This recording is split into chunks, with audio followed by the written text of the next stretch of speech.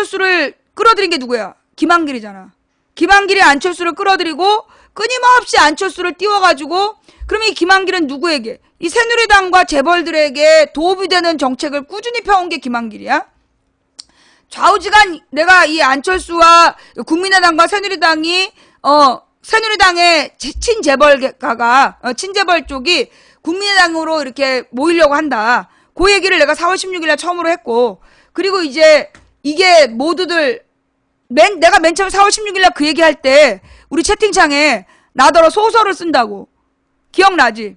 4월 16일 방송 재방송 한번 가서 찾아봐. 유튜브에 내가 막 이 얘기를 하니까 나한테 소설을 쓴다고. 그래서 내가 맞았다. 이 소설이란 얘기가 나오면 내가 맞은 거다. 기억나죠? 근데 이제 모든 언론이 인정하는 거야. 맞다. 지금 새누리당 친이계와 국민의당이 손잡을 가능성까지 점쳐진다. 그렇게 가려고 하고 있죠. 사상 초유, 얘네들이 원하는 게 뭐냐? 사상 초유의 영호남 연합정당 시나리오야.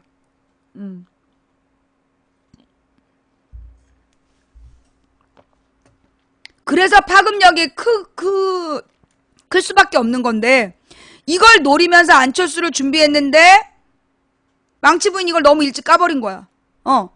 그래서 안철수가 대통령 감이냐? 호남은 진짜 묻지마 안철수 할 거냐? 아주 성급하게 얘네들 원래 단계를 밟아가려는데 먼저 터뜨렸더니 호남에서 안철수는 안 되지 이런 거야. 그래서 지금 데리고 들어온 게 반기문이죠. 2000년대 중반 열린우리당 사태 이후 정치권이 이처럼 경랑에 빠져든 적이 있었던가. 향후 정계 개편을 둘러싼 모든 관측은 섣부르다. 결국 새누리당의 운명은 이 당을 고쳐서 다시 쓰자는 구심력과 이 당으로는 안 되겠다는 원심력 가운데 어느 쪽에 힘이 쏠리느냐에 달려있다. 정치권에서는 강력한 이익 집단인 새누리당이 당을 깰 가능성은 높지 않다는 시각이 우세하다. 결국 어떤 식으로든 봉합하는 쪽으로 흘러갈 것이라는 전망이다. 아니에요. 예. 무슨 얘기냐 하면 옛날에 이제 김영삼이 IMF로 말아먹잖아. 그리고 이회창이 나왔다가 이회창이 그 아들들 병역 비리로 김대중한테 지고, 그 다음에 2002년에 대선에서 노무현하고 붙었어. 그 노무현하고 붙었던 그때가 되게 중요할 때인데, 그때 이회창의 차떼기 사건이 터져. 이회창의 차떼기 사건이 터지고 탄핵 광풍이 그리고서 노무현 당선이 됐는데, 그리고 나서 탄핵 광풍이 일어나고 2004년에 박근혜가 정치권에 들어온 건 2000년이야. 그런데 2000년에 들어왔을 때까지만 하더라도 별로 그렇게 영향력이 없었어. 근데 2004년에 그 이회창의 차떼기 사건이 일어난 다음에 천막 당사 쇼를 해. 박근혜가 천막 당사 쇼를 하면서 그 쇼로 박근혜가 중심에 쓰는 거야. 그게 2004년이야.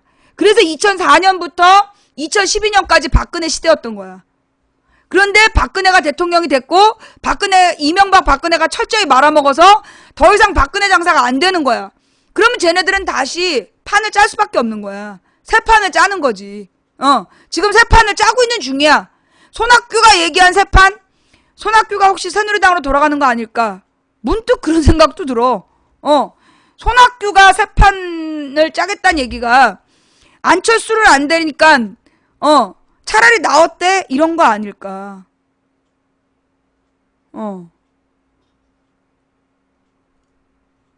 근데요, 손학규를 새누리당이니까는 손학규가 국민의당으로 가서 손학규가 새누리당이랑 손잡고 나온다. 그렇다라면 결국 이제 손학규가 개인적으로 돌아간 게 되지만, 그거는 안철수하고 비교할 수 없는, 안철수하고 비교할 수 없는 파급력이 있어. 그리고 손학규가 경기도에서 도지사 할 때, 나름 자기 인맥을 엄청 만들어 놓은 거야. 그래갖고 이 손학규, 우리가 도저히 이해 못한 손학규 지지자들 있잖아. 전국에 있어. 손학규 지지 네트워크가 전국에 있다니까? 손학규가 내가 볼 때 지가 계산할 것 같아. 야권에서는 문재인, 박원순, 안희정한테 안 될 것 같으니까 손학규가 할 수 있는 선택은 국민의당으로 들어가서 새누리당 후보가 되는 방법을 생각하지 않을까 라는 추측이 드는데, 설마 잘 모르겠어요. 손학규 입장에서는 야권에서 후보가 되는 것보다 그쪽으로 가는 게 더 가능성이 있다는 타진을 하지 않을까.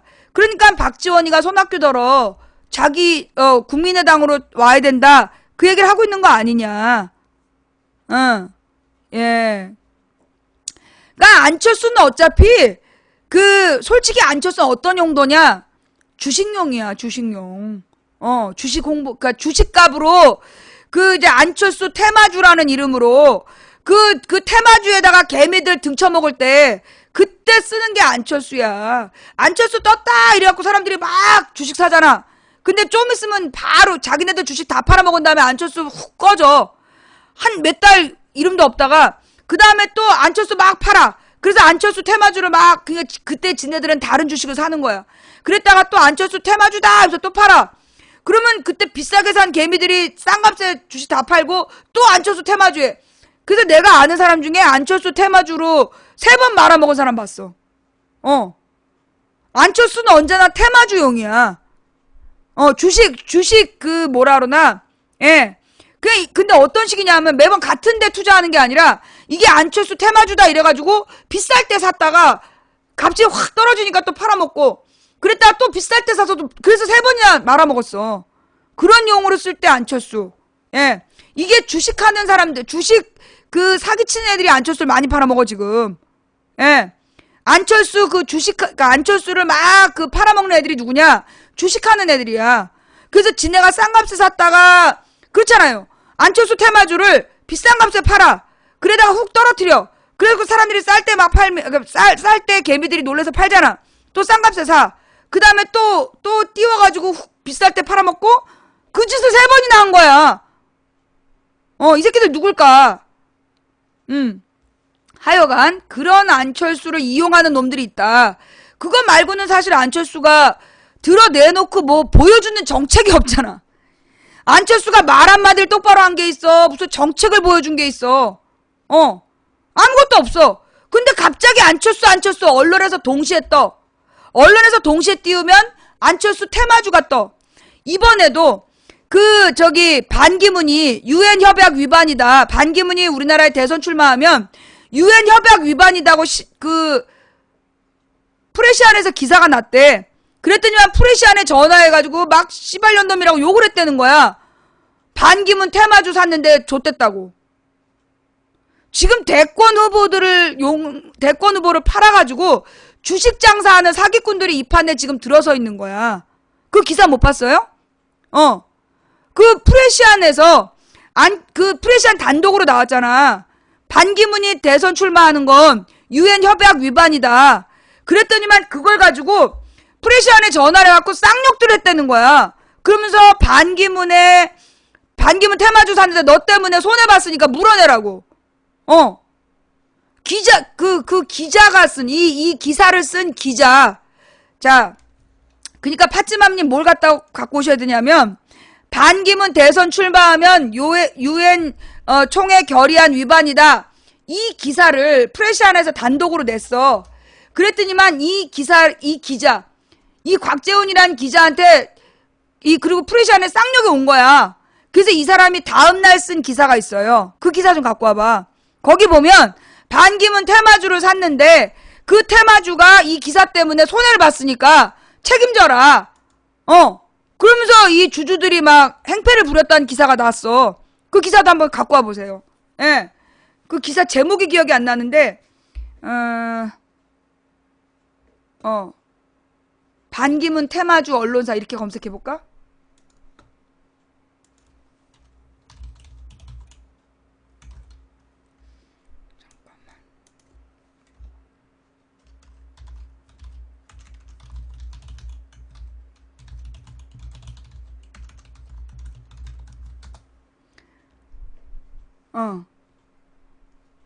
자, 반기문 테마주 하락했으니 기자가 책임져라. 봐, 이거야.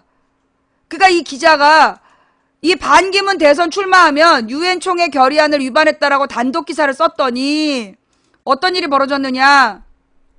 다음날 이거 이제 앞부분에는 이 사람이 이제 중국의 춘추 전국시대 사상가인 맹자가 양나라의 해왕을 찾아갔다. 왕이 물었다. 선생께서 우리나라를 찾으셨으니 우리나라에 어떤 이익이 있겠습니까? 되게 축혀준 거죠. 맹자가 대답했다. 하필이면 왕께서는 이익을 말씀하십니까? 왕이 어떻게 하면 내 나라의 이득을 취할 것이냐 하시면 귀족들은 어떻게 하면 내 집안이 이로울까 할 것이고 서민들은 어떻게 하면 내가 이로울까 할 것입니다. 모두가 자신의 이로움만 쫓는다면 나라가 위태로워지지 않겠습니까? 라는 고사를 적고 지난 23일 프레시아는 반기문 유엔 사무총장의 17년 한국 대선 출마가 46년 제1차 유엔 총회 결의안에 위반될 가능성을 지적했다. 이에 대한 독자들의 반응은 뜨거웠다. 언론협동조합 프레시안 편집국은 항의 전화로 들끓었다. 기자도 많은 항의 메일을 받았다. 권고조항에 불구한데도 보도 방향이 너무 단정적이다. 해석의 다양성이 있는 문제다. 정도의 점잖은 반응도 있었지만 대부분의 피드백은 그보다 더욱 열렬했다. 편집국 간부를 바꿔달라는 요구에 전화를 받은 전홍기의 프레시안 편집국장은 대뜸 시발년이라는 욕설을 듣기도 했다. 누가 반기문을 띄우는가를 볼 수 있는 내용이에요. 편집국 전화와 독자의 이메일을 분주하게 만든 피드백의 대종은 이렇게 요약된다. 반기문 테마주 샀는데 니놈들 기사 때문에 주가가 떨어졌다. 수백만 원 손해가 났으니 책임져라. 기가 막히죠? 예. 기가 막히죠? 예. 잠깐만, 이 중계방에서 계속 시비 걸면서 제목 갖고 시비 거는,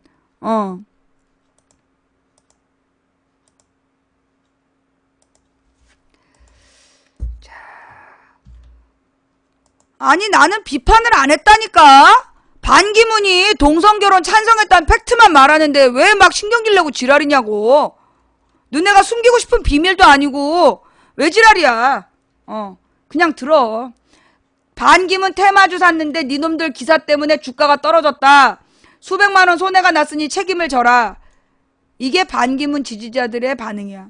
반기문 사무총장의 대선 출마 여부와 관련된 기사가 정치권이 아닌 증권시장에 파문을 일으키다니 당혹스러웠다. 굳이 하버마스를 원용하는 데까지 거슬러 올라가지 않더라도 언론은 사회적 공기, 공공의 기구이며 공익에 복무하기 위해 존재한다. 잠재적 대선주자나 유력 정치인, 유명인 개인의 이름을 딴 땡땡땡 테마주 따위의 현상을 이미 있는 사실로 인정한다고 해도 언론의 보도 때문에 주가가 변동되는 것까지 해당 언론사의 책임으로 돌리는 게 세태요. 민심인 모양이다. 시민교육의 결여에 따른 한국 사회의 천박한 단면을 보는 것 같아 못내 가슴이 아프다. 수천 년 전 고대 중국만도 못한 게 민주화 이후 30년을 바라보는 한국 사회의 현 주소다. 반기문 테마주권만이 아니다. 핵발전 쓰레기를 쌓아둘 방패장을 어디에 둘 것인가 하는 문제는 결국 내 집 앞에 미칠 영향으로 수렴된다. 수백 년 고도인 서울의 재개발 문제 역시 아파트값 논란을 피해갈 수 없다. 국가의 100년 대계라는 교육 문제는 당연히 내 아이 수능 점수가 걸린다. 그런 다양한 이해관계 변수를 풀기 위해 있는 것이 정치이고 대의 민주주의이지만 적어도 나의 이익만이 중요하고 다른 것은 알 바 아니다라는 식의 태도가 민주주의 국가의 시민에게 가당키나 한 것인지 의문이다. 우리 헌법 전문은 고귀하게도 이렇게 밝히고 있다. 우리 대한민국은 모든 사회적 폐습과 불의를 타파하며 국민 생활의 균등한 향상을 기하고 밖으로는 항구적인 세계 평화와 인류 공영에 이바지함으로써 우리들과 우리들의 자손과 자손의 안전과 자유와 행복을 영원히 확보할 것을 다짐한다. 라는 헌법 전문이 있는데 묻는다. 우리는 누구인가? 다시 맹자를 찾는다. 하필이면 이익을 찾느냐? 모두가 자신의 이로움만 쫓는다면 나라가 위태로워진다. 네.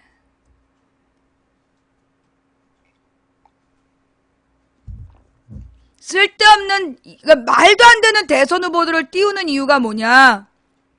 그런 거야. 경마장에서 떼돈을 버는 이유가 당연히 이길 거라고 생각했던 말의 기수를 매수를 해서 그 기수가 말을 중간에 안 달리게 하면 1등할 수 없을 것 같았던 그 말이 달려서 1등하면 대박 터지는 게 경마장이라며. 예. 지금 대선 주자들이 우리나라에 어떤 영향을 미치고 어떤 정치를 해나갈 것에는 관심도 없고 경마장의 말들한테 걸어서 대박 칠 생각에 눈이 어두운 사람들이 지금 이렇게 언론사의 기자들을 협박하고 있다니. 부끄러운 거 아닙니까?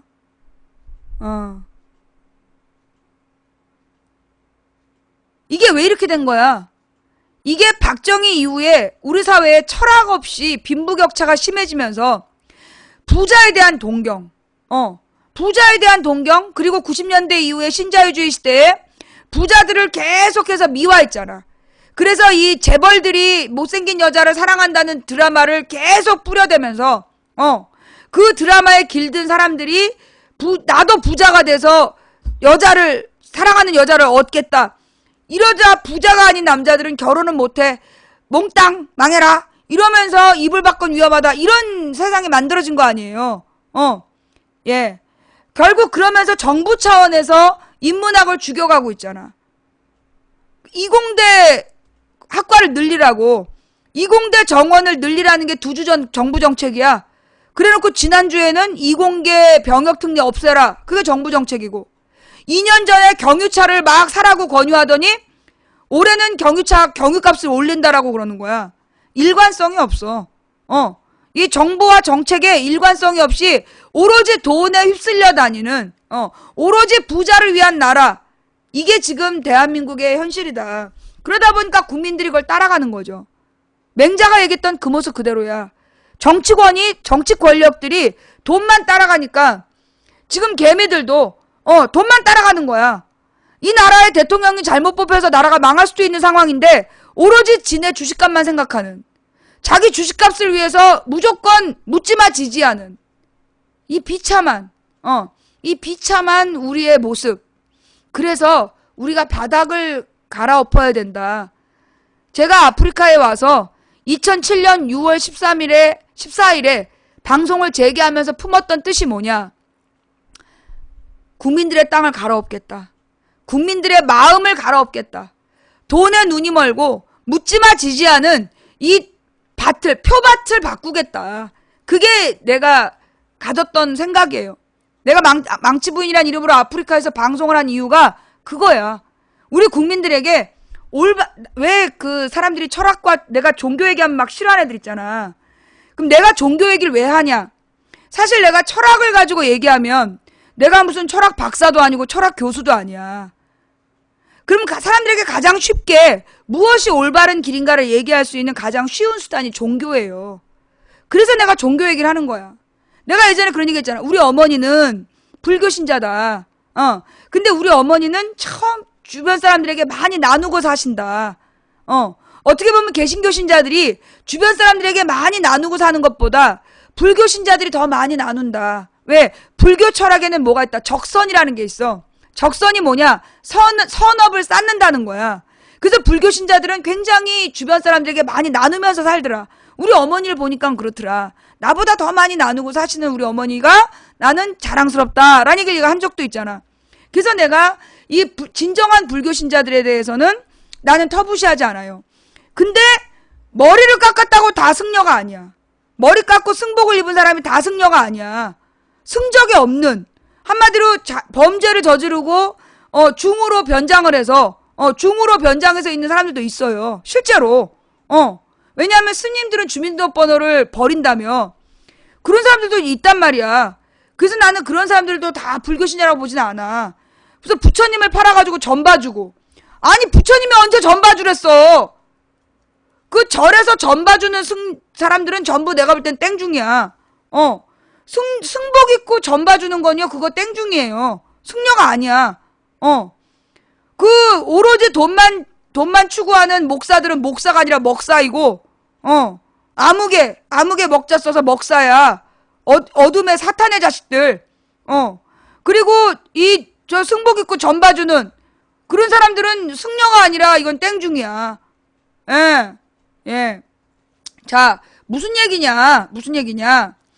원래 불교에서 얘기하는 게 뭐냐 하면 해탈하십시오 그거잖아. 그럼 해탈이라는 게 뭐냐? 이 계속 윤회하고 있는 인간의 고통의 연속에서 벗어나라. 이게 해탈이고. 그럼 해탈을 하기 위해서 고진멸도, 깨달음을 얻어야 된다. 그러면서 이 깨달음을 얻는 과정에서 계속 선업을 쌓아야 된다. 그래서 나눔을 강조하잖아. 그러면서 성불하십시오. 그게 뭐예요? 부처가 되란 얘기야. 부처가 된다는 얘기는 뭐냐? 깨달음을 얻는다는 거야. 깨달음을 얻는다는 건 뭐냐? 우주의 원리를 깨달아서 나 혼자서 잘 먹고 잘 살라고 생각하고 오로지 나만 생각하면, 내 이익만 생각하면 불행해진다. 그러니 다 나누면서 살아야 된다. 다른 사람의 생명을 존중해야 된다. 이걸 깨닫는 게, 모든 생명을 존중해야 된다라는 걸 깨닫는 게 그게 해탈이고 성불이야. 나는 진짜 불교 철학자들은 존경해요. 진정한 불교 철학자들은 하나님의 원리를 그대로 다른 말을 할 고유 명사가 다를 뿐이지 하나님의 원리 그대로를 얘기하고 있는 거야. 천상, 천하, 유아, 독존, 하늘 위에나 하늘 아래로나 다 오로지 나다. 그 얘기는 내가 대빵이다가 아니라 모두가 나와 같은 존재다. 모기도 나와 같은 존재이고 쥐도 나와 같은 존재이고 미물도 다 나와 같은 존재이니 모든 생명을 존중하라. 자기를 희생해서 모기를 때려잡지 말고 모기한테 피를 줘라. 그게 부처의 정신이야. 만약에 모든 사람이 그 부처의 정신대로 살아간다면 그러면 그게 나는 메시아의 길과 통한다고 봐요. 예수님께서 메시아인 이유가 뭐냐? 자기를 비난하고 자기가 자신이 기적을 일으켜서 먹여 살린 대중이 예수를 십자가에 못 박으라고 얘기해서 십자가에 못 박혀 죽었어. 그러면서도 하나님을 원망하지 않고 하나님의 뜻에 순종하는 모습을 보이고, 그래서 예수의 정신이 부활함으로 인해서, 그래서 모든 사람들에게 나의 적을 위해서라도 희생하려는 마음을 갖고 살아라. 남을 위해 자신의 몸을 헌신하는 자세로 살아라. 그게 곧 천국의 길이다. 그게 예수가 길이요 진리요 생명이란 뜻이야. 모든 사람이 예수처럼 살면, 여러분 그거 몰라요? 그래서 옛날에 그 한용운 선생님의 시에 파리, 모기, 쥐가 시로 있는 거야. 그 스님들은 모기도 안 잡아. 그거 농담 아니에요. 모기한테 내 피를 주라는 얘기가 스님들이 모기도 때려잡지 않는다니까. 그거 몰랐어? 모든 생명을 미물의 생명을 존중하는 거야. 그런 거예요. 그 모기의 예는 좀 당신이 몰라서 그러는 거야. 그게 불교 철학이야. 모든 생명을 존중해라.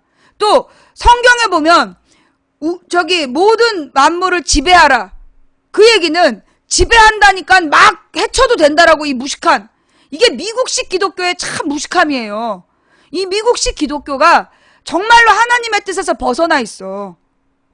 이 미국식 기독교가요, 미국에서 우리나라가 개신교를 받아들였어.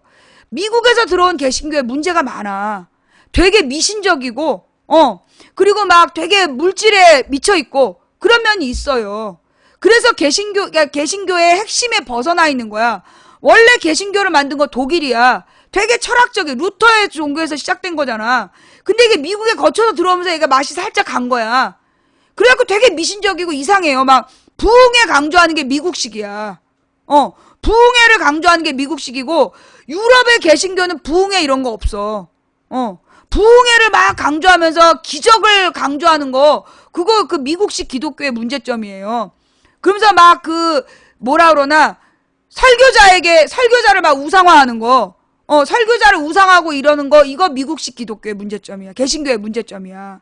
부흥회라는 게 뭐냐 하면, 막 뭐라 그러나, 며칠 동안 정해놓고 이제 어떤 외부에서 강사를 데려와. 그래서 그 강사가 설교 말씀을 3일 동안 연장해서 하면 그때 막 교인들이 가서 막 주여 주여 하면서 은혜 받고 막 감동해갖고 헌금하고, 그게 부흥회야. 그래서 이제 원래 이렇게 그 신도들을 늘리기 위해서 그 평상시에 초청하고 싶었던 사람들을 데려와라. 그래서 교회를 성장하게 하는 게 그게 부흥회인데, 그런 우리나라에 이단이 많은 이유가 미국식 기독교가 들어와서 그래. 미국식 교회가. 미국식 개신교가 그래서 문제예요. 미국식 개신교가 그렇게 부흥회 얘기하고, 안진뱅이를 일으켜 세우는 기적 얘기하고, 그래서 막 전국을 돌면서 막 기적을 일으킨다고 얘기하면서, 그래서 통일교 신자 미국인이 더 많은 거 알죠? 통일교 신자가 일본하고 미국에 더 많아.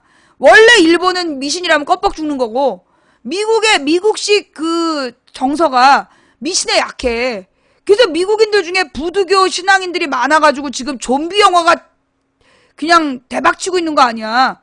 하여간 그래서 이제 미국이 문제야.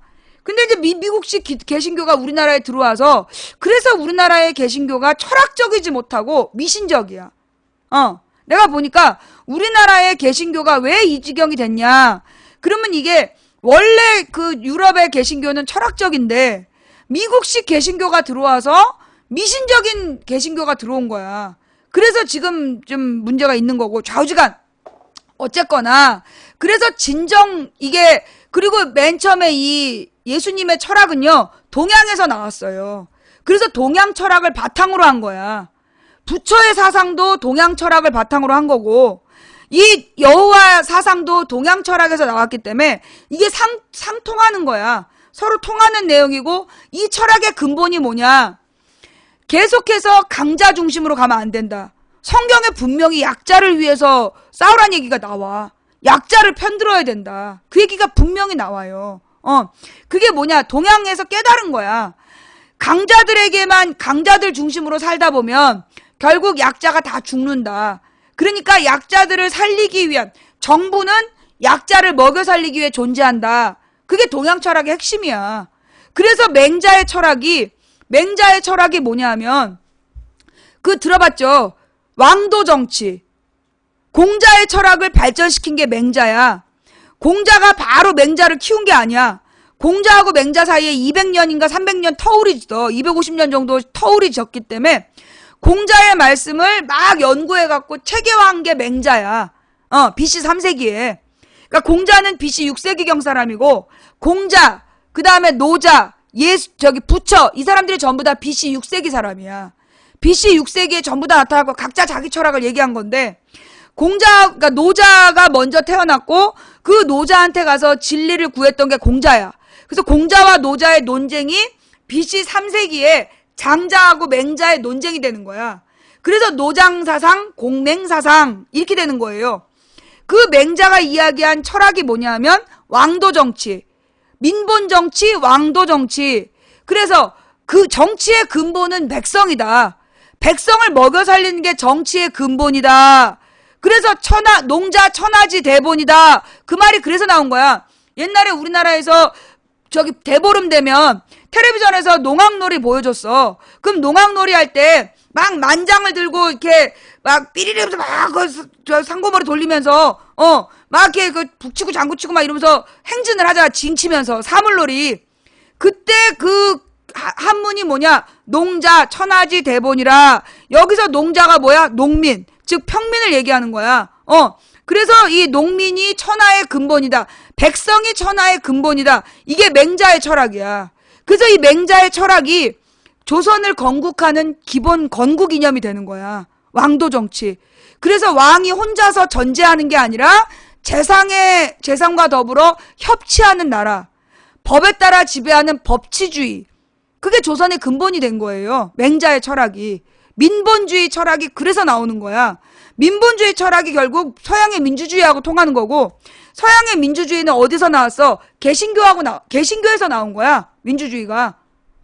만인 평등의 사상 개신교에서 나온 거야. 민본주의 평민이 정치의 근본이다. 이거 그래서 아시아의 철학인 거예요. 근데 미국식의 철학은 강자 중심의 철학이야. 강자가 이긴다. 그래서 미국의 철학은 굉장히 정의로운 척하지만 온 나라가 슈퍼히어로, 다 큰 어른들이 슈퍼히어로 그거 하나씩 숨기고 있잖아. 여전히 슈퍼히어로 만화에 열광하고 있고 끊임없이 그 영화를 만드느라고 돈을 수천억을 쏟아붓고 있고 그게 미국식이야. 히어로, 영웅주의. 미국식 강자주의, 영웅주의. 그건 만인 평등이 아니야. 강자가 약자를 구할 거다. 그래서 강자를 미워하고 슈퍼맨, 배트맨, 죄맨들의 특징이 뭐냐면 얘네들이 지네들이 약자를 구한다는 얘기지. 근데 그 얘기가 뭐냐면 결국 영웅주의야. 강자 중심. 그래서 팍스 아메리카나 그 미국이 주도하는 세계 평화 그게 미국식 그 철학이에요. 미국식 인간관.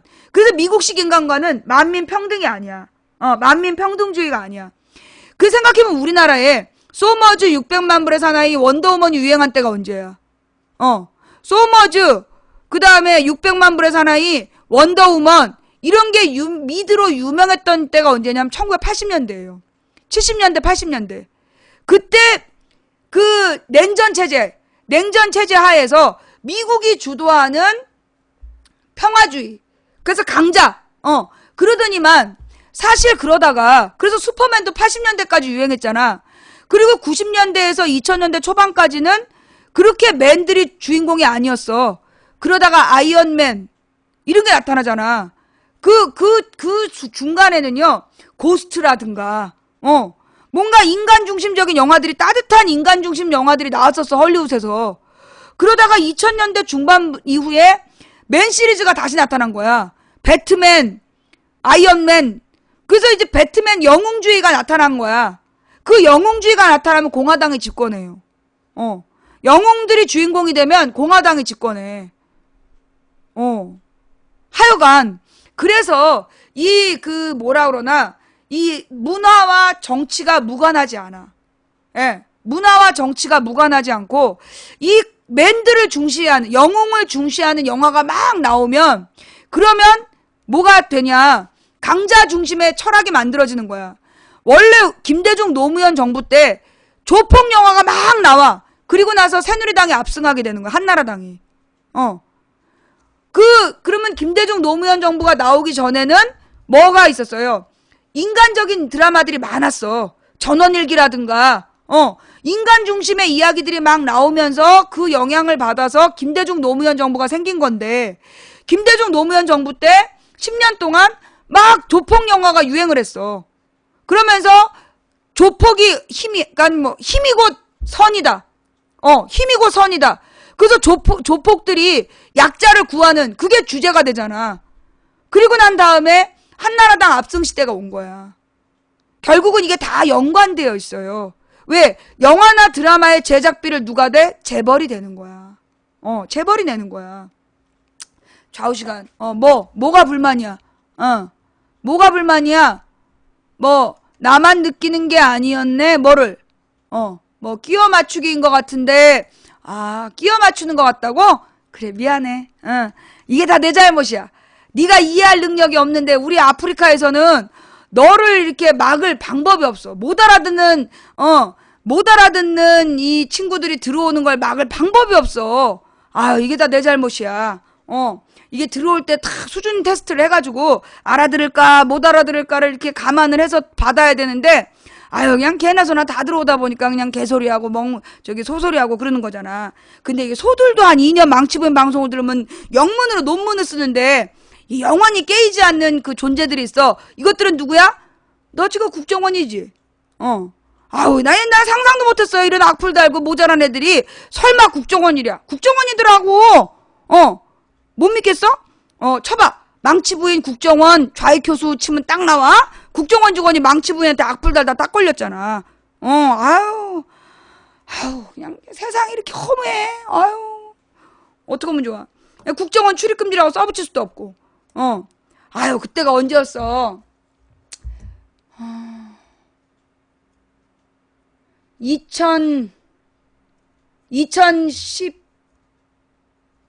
2011년이었나? 2010년이었나? 그렇지, 2010년이야.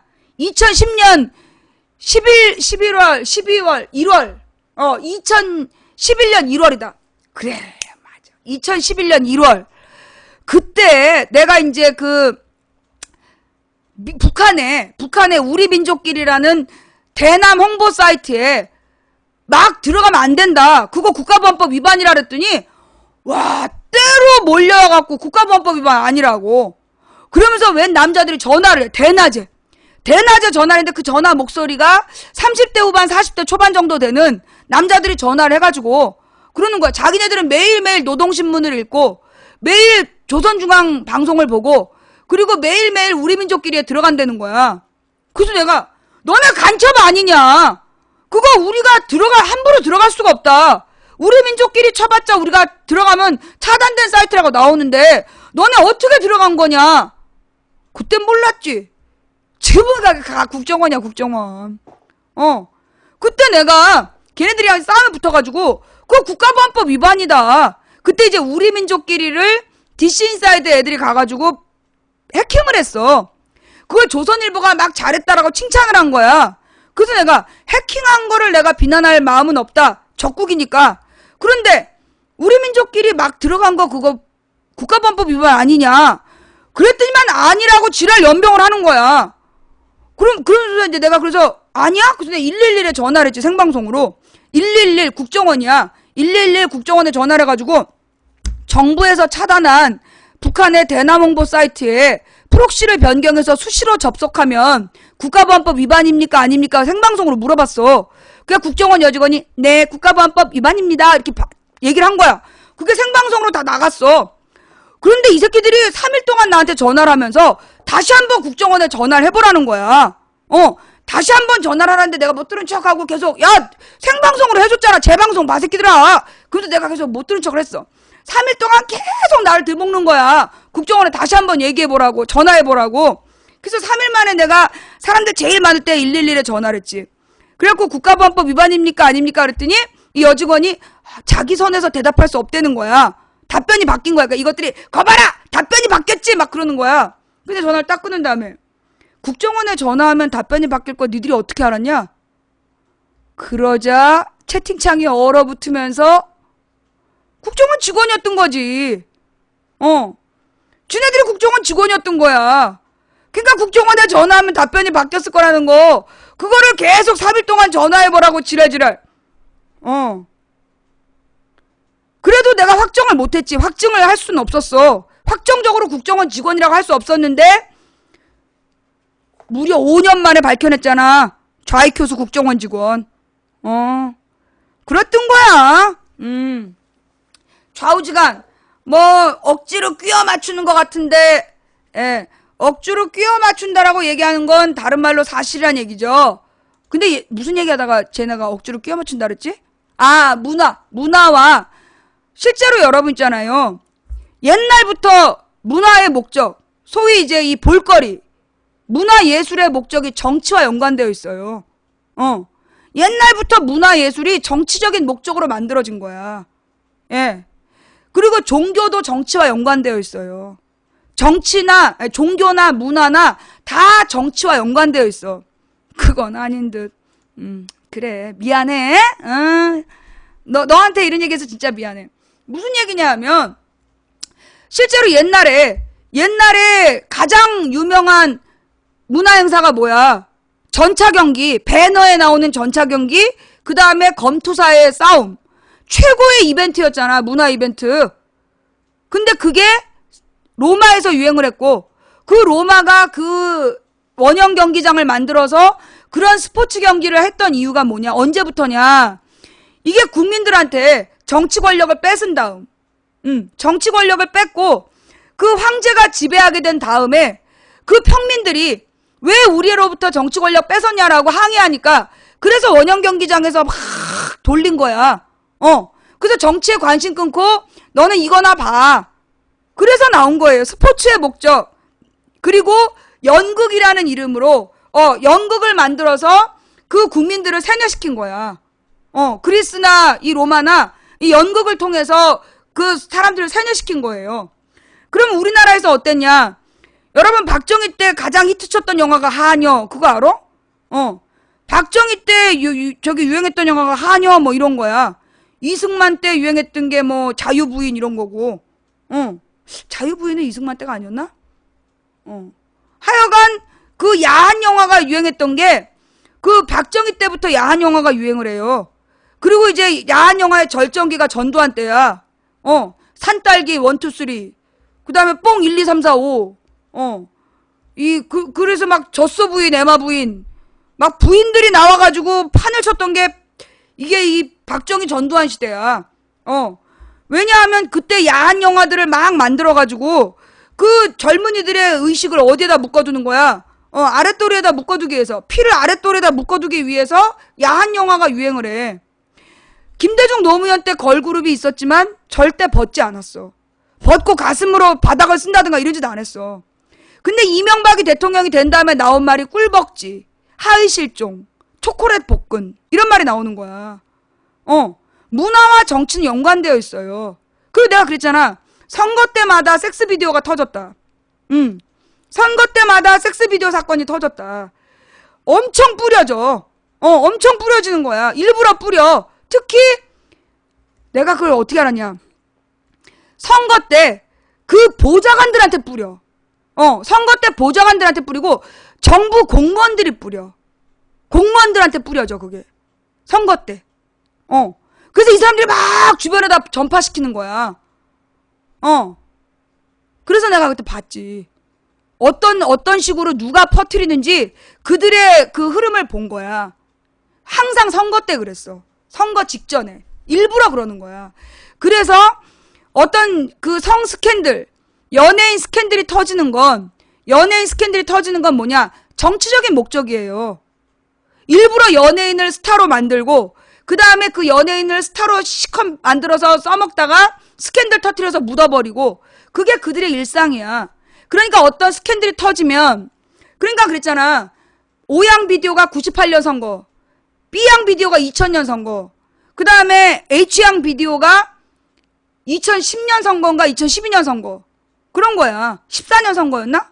14년 선거 H양에? 항상 선거 때 섹스 비디오가 터져. 2008년에 중국인 제2양 비디오, 제2양 나체 사진.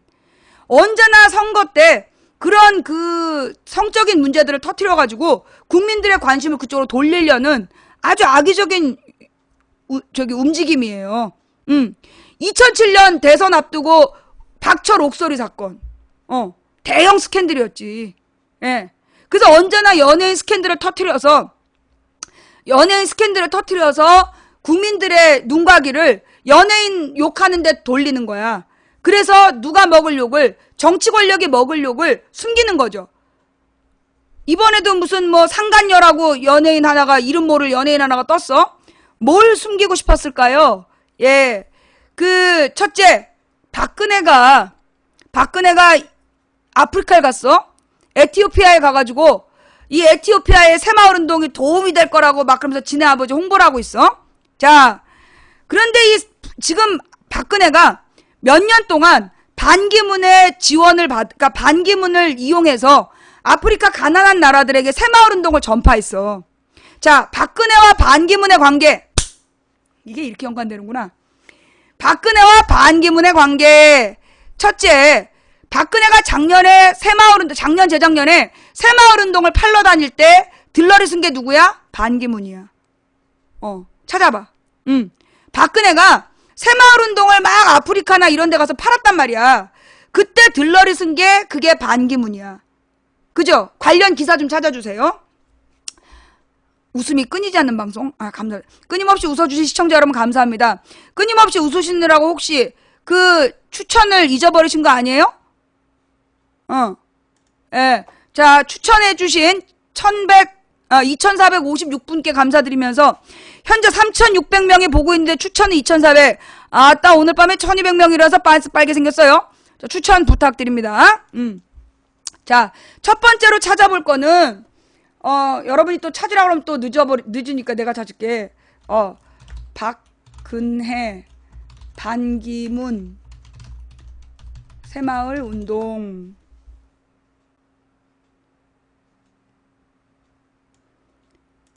반기문, 새마을운동 산불처럼 번져 극찬. 왜? 예. 이게 작년 기사예요. 예. 반기문이 새마을운동이 산불처럼 번진다 이러면서 극찬을 했어. 요게 작년도 기사야. 그죠? 작년 9월달 기사인데 이때부터 이제 이 반기문하고 박근혜가 붙어다니면서 새마을운동을 팔았단 말이야. 자, 그러면 왜 반기문이 이렇게 새마을운동을 빨아줬을까? 여기에 결정적인 뉴스를 또 찾아냈잖아.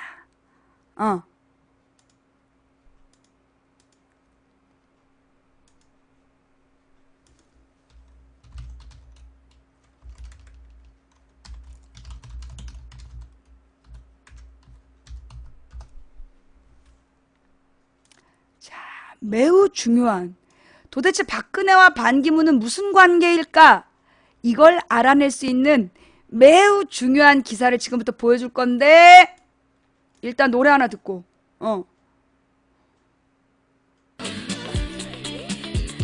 추천들을 했는가?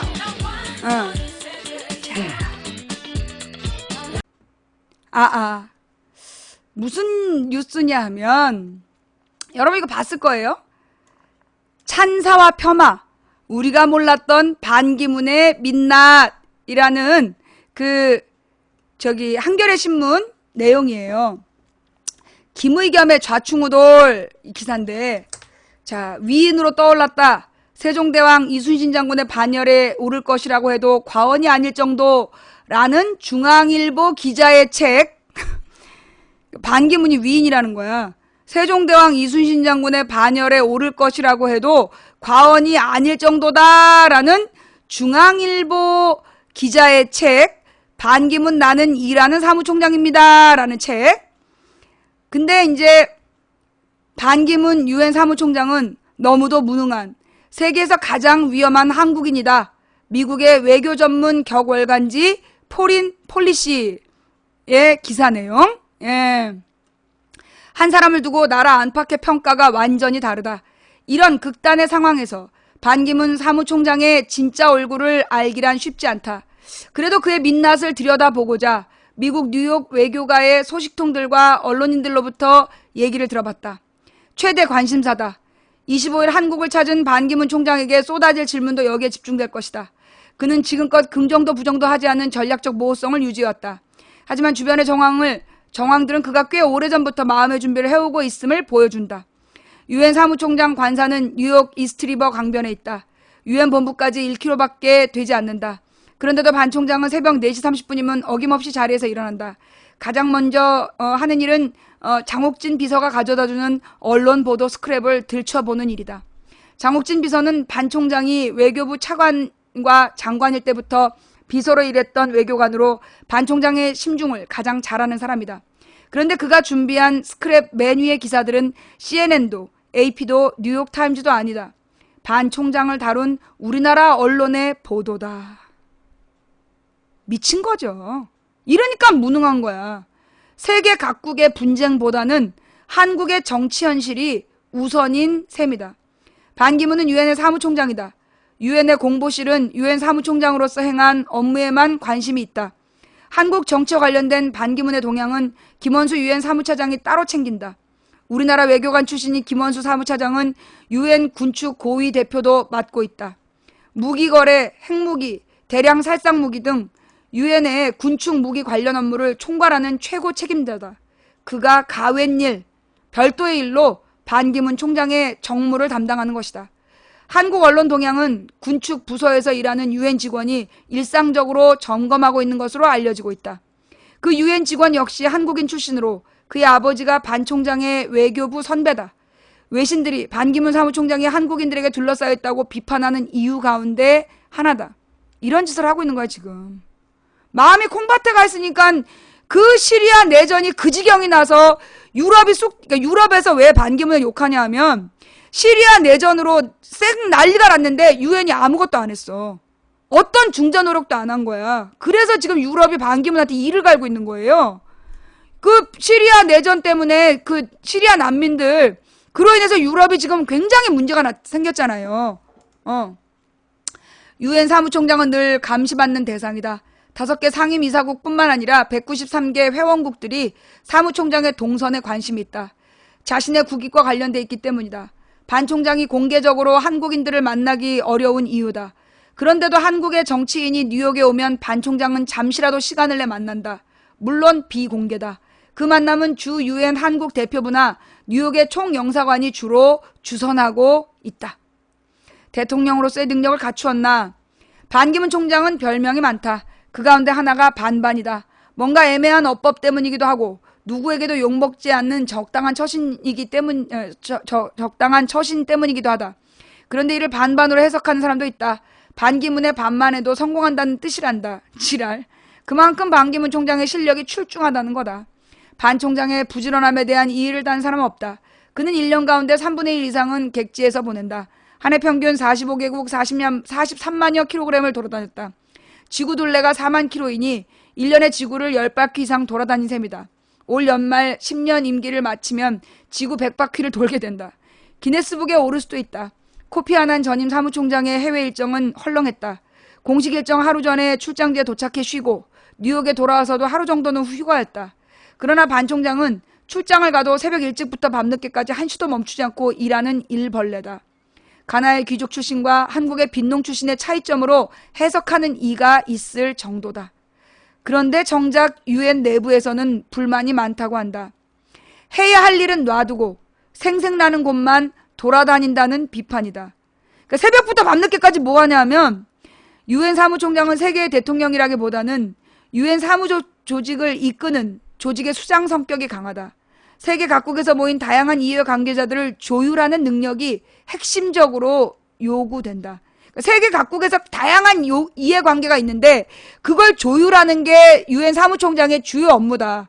그런데 그가 바쁜 해외 일정 때문에 협의하고 결정을 내리는 일은 지체되고 있다는 것이다.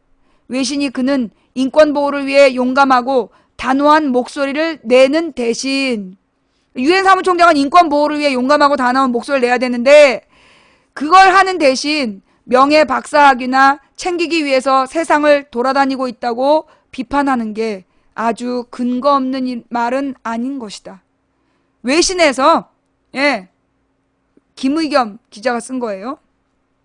외신 기자들이 외신에서 반기문에 대해서 반기문은 인권보호를 위해 용감하고 단호한 목소리를 내는 대신 명예박사학위나 챙기기 위해서 세상을 돌아다니고 있다라고 비판했다는 거야. 누구랑 똑같죠?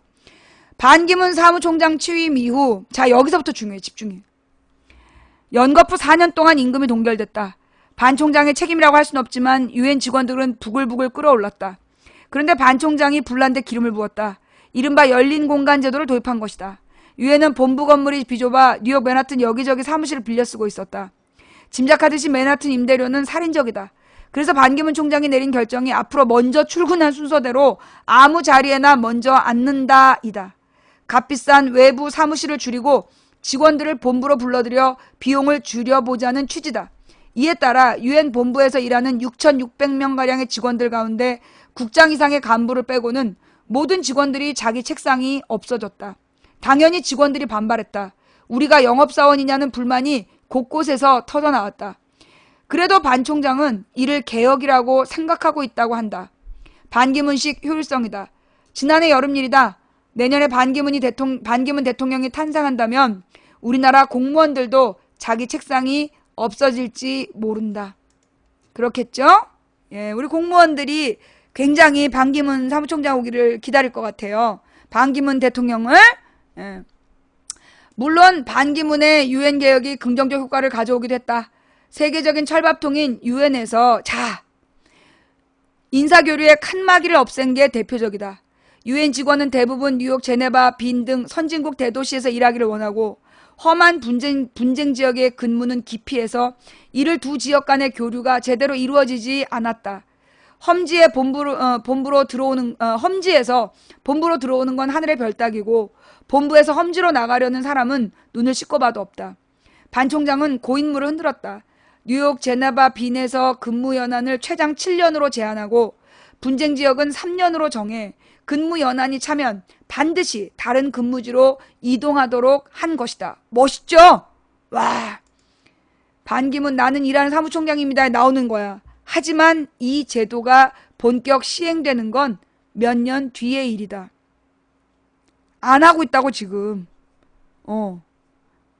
이걸 하는 게 아니라 안 하고 있다. 이거 굉장히 좋은 제도예요. 고인물을 흔들어서 선진국과 후진국을 번갈아서 일하게 하는 건 좋은 제도인데 말로만 했다고. 이건 몇 년 뒤의 일이다. 반면 책상이 없어진 허전한 현실은 눈앞에서 펼쳐지고 있다. 반기문 총장에 대한 유엔 내부 평가가 박할 수밖에 없는 이유다. 자, 변방의 나라 한국의 외교부 장관이 유엔 사무총장이 된 데는 미국의 힘이 절대적이었다. 게다가 반 총장은 미주 국장을 거치는 등 외교부에서 미국 통으로 성장했다. 그러니까 미국에서 김대중 동양보고 이런 거 해가지고 승진한 거지. 자연스레 미국의 논리에 익숙할 수밖에 없다. 그 때문에 유럽과 비동맹 세력들은 반 총장이 지나치게 친미적이라고 평하고 있다. 특히 러시아는 외교적인 무례에 가까운 대접을 하기도 했다. 하지만 반 총장도 가까운 사람들과의 사석에서는 미국의 갑질에 대해 분노를 토로하기도 한다. 그러니까 앞에서는 조아리고 뒷담만 깐다는 얘기야. 분위기를 살리기 위해 반 총장이 했다는 말을 전한다. 때는 2013년 8월 시리아에 대한 미국의 폭격이 초일기에 들어갔을 무렵이다. 서맨서 파워 유엔 주재 미국 대사한테서 전화가 왔어. 미국이 공습을 할 수 있도록 시리아에 들어가 있는 유엔 현장 조사단을 빼달라는 거야. 그 여자 말이 얼마나 빨라. 대충 듣고 알았다고 했는데 못 알아들었다는 얘기죠. 좀 있다가 존 케리 국무장관에서 전화가 오는 거야. 그 친구하고 알고 지낸 지 하루 이틀도 아닌데 무례하다 싶을 정도로 독촉을 하는 거야. 그러니까 미국 사람들이 반기문을 어떻게 보는지 증명하고 있는 거죠. 빨리 조사단 철수시키라고. 기분이 좀 상해 있는데 이번엔 오바마한테서 전화가 오는 거야. 차 타고 이동 중이었는데 차를 세우라고 했지. 오바마가 팩앤 리브를 3번이나 외치는 거야. 우리말로 하면 뭐야? 당장 짐 싸서 떠나라는 거 아니야? 그래서 나도 맞받아쳤지. 뭐가 그렇게 급하시오? 화학무기 조사단에 보고나 들어보고 얘기합시다. 결국 내가 이겼지. 오바마 폭격 명령을 걷어들인 건 나 때문이야. 네. 좌우지간, 지금 반기문은 지금 자랑 삼아 한 얘기인데요. 이 말에서 미국이 반기문을 어떻게 보고 있는가, 어떻게 이용했는가를 보여주고 있는 거죠. 자기는 지금 자화자찬이라고 미국이 시리아 폭격을 안 한 게 자기 덕이라고 얘기하고 있는데 과연 오바마가 그렇게 생각할까요? 예. 친박이 반기문 총장을 대통령 후보로 민다는 건 세상이 다 아는 사실이다. 자, 여기 봐봐. 뉴욕 외교가에서도 이런 조짐은 이곳저곳에서 포착되고 있다. 대표적인 게 반 총장의 대외 활동비다. 유엔 사무총장은 미국 대통령 수준의 연봉을 받도록 규정돼 있다. 그러니 약 4억 8천만 원 정도를 받는 것으로 알려져 있다. 그러나 유엔 사무총장은 판공비가 하나도 없다. 그래서 전직 사무총장들은 직원들하고 밥을 먹어도 자기 밥값을 각자 내는 더치페이를 했다. 동양의 예법으로서는 너무 어색하다. 그래서 반 총장은 사재를 털어 밥을 사고 와인을 대접했다. 하지만 이런 방식으로는 한계가 분명하다. 그래서 뉴욕 외교관은 주 유엔 한국 대표부가 반기문 총장을 재정적으로 지원하는 게 아니냐는 관측을 하고 있다. 뭐요? 뉴욕 외교가에서는 주 유엔 한국 대표부가 반기문 총장을 재정적으로 지원하는 게 아니냐는 관측을 하고 있다. 반 총장이 주재하는 자리에는 대개 그러니까 유엔에 주재하는 한국 대표부의 오준 대사나 직원들이 나오기 때문이다. 우리 국민 세금으로 반 총장이 자기 정치하면서 밥 사고 와인 사고 있다. 라는 추측을 뉴욕 외교가에서 하고 있다. 반기문이 왜 박근혜한테 새마을운동 산불처럼 번져 극찬 왜 했는지 답이 딱 나오지 않아요? 어? 반기문이 왜 박근혜랑 붙어 다니는지 느낌이 딱 오는 기사 아니에요? 나는 뭐라고 얘기는 안 했어. 내가 뭐라고 얘기는 안 했어. 그냥 느낌이 온다라고 했지. 어떤 느낌이 오는지는 얘기 안 했다. 반기문 사무총장의 그러니까 국민 세금은 뉴욕 외교가의 추측대로라면 국민 세금으로 반기문 활동비를 대주고 있다는 거야, 박근혜가. 뉴욕 외교가 생각으로는. 그러니까 반기문이 박근혜의 부름과 요구에 응한다는 거지. 반기문 사무총장의 최측근인 윤여철 외교관이 지난 2월 청와대 의전 비서관으로 자리를 옮긴 것도 뭐요? 반기문 사무총장의 최측근인 윤여철 외교관이 지난 2월에 청와대 의전 비서관으로 자리를 옮긴 것도 같은 맥락으로 이해된다. 윤 비서관은 2006년 11월 반 총장이 선출된 뒤 그를 보좌하기 위해 외교부에서 유엔으로 파견됐던 반기문 사람이다. 그는 반 총장을 위해 일하다 지난해 10월에 귀국했다. 꼬박 9년 동안 반기문 총장을 모셨으니 반 총장의 가족과도 막역한 사이다. 그런 윤 비서관이 이번에 청와대로 들어가 박근혜 대통령을 지근거리에서 보좌하니 박근혜 대통령과 반기문 사무총장 사이에 연락책으로 받아들여지는 것이다. 박 대통령은 지난해 9월 유엔 총회 방문 기간 동안 반 총장과 7차례나 만나는 등 각별한 애정을 표현했다.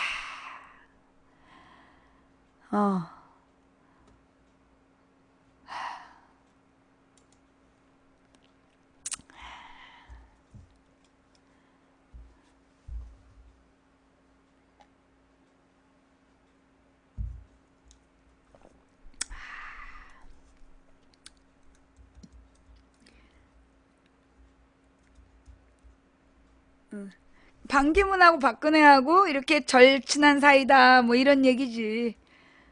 근데 내가 지금 딱 휴지기를 둔 건 반응 좀 보려고. 어때? 재밌어? 야, 니네 지금 미치겠지. 제목만도 짜증나는데. 이 기사 미치겠지. 못 알아들었어? 다시 한번. 다시 한번. 예, 못 알아들을 수도 있으니까. 예. 자, 유엔 사무총장은 미국 대통령 수준의 연봉을 받도록 규정돼 있다. 그러니 4억 8천만 원 정도를 받는 것으로 알려져 있다. 그러나 유엔 사무총장은 판공비가 하나도 없다. 그래서 전직 사무총장들은 직원들하고 밥을 먹어도 제 밥값을 각자 내는 더치페이를 했다. 동양의 예법으로 너무 어색하다. 그래서 반 총장은 사재를 털어 밥을 사고 와인을 대접했다. 하지만 이런 방식으로는 한계가 분명하다. 그래서 뉴욕 외교관은 주 유엔 한국 대표부가 반기문 총장을 재정적으로 지원하는 게 아니냐는 관측을 하고 있다. 반 총장이 주재하는 자리에는 대개 주 유엔 한국 대표부의 오준 대사나 직원들이 나오기 때문이다.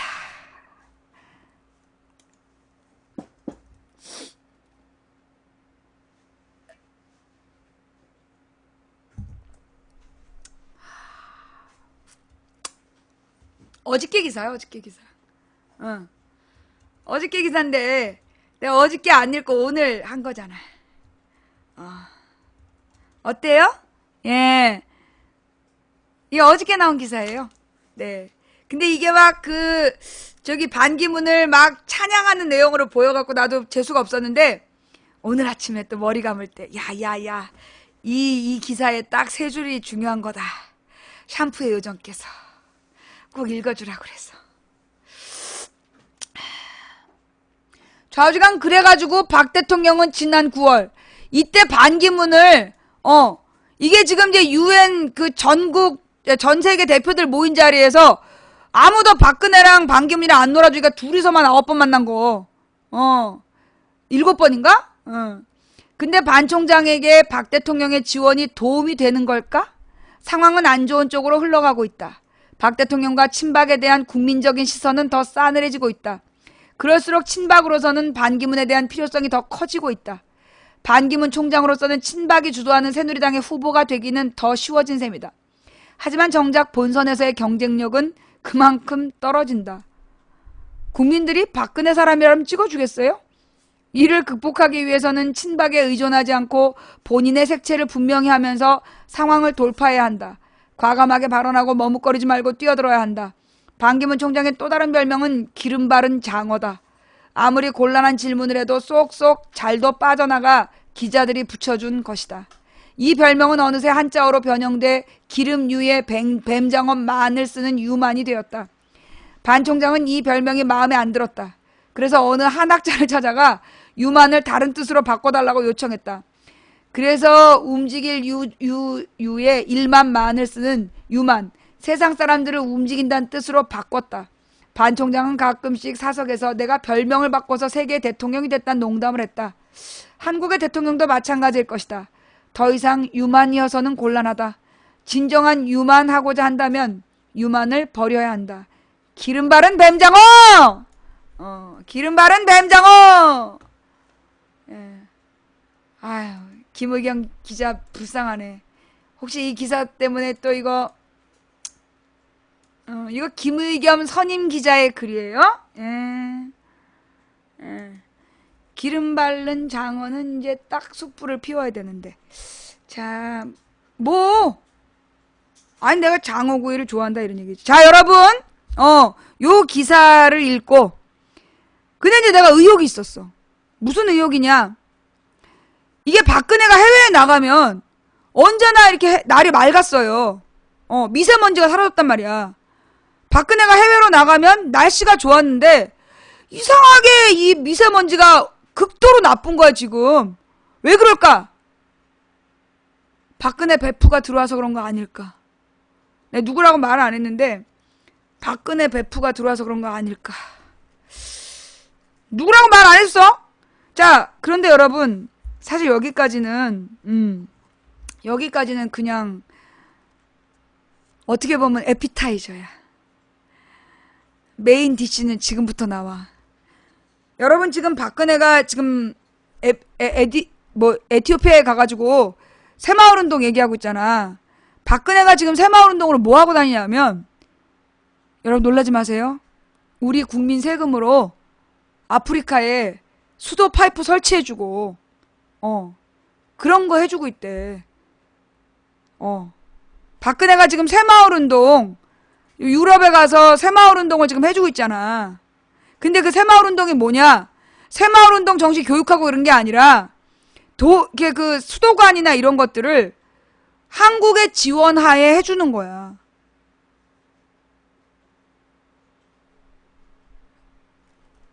이것만으로도 여러분들 지금 막 심장이 벌렁벌렁하죠? 근데 나 이거 이 얘기 해도 되나? 내가 하는 것보다 이거는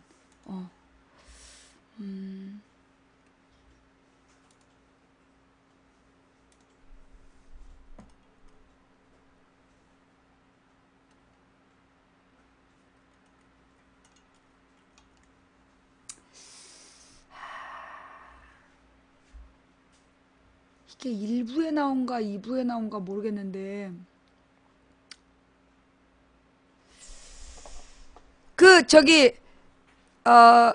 포인트 김현정 뉴스쇼의 포인트가 1부냐 2부냐 기자가 나와서 오늘의 핵심 포인트를 짚어주잖아요. 네 기사 있어요. 네 한국 지원으로 네.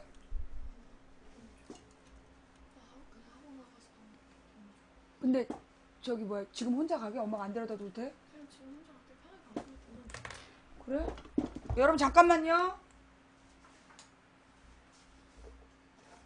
혼자 갈 수 있겠어?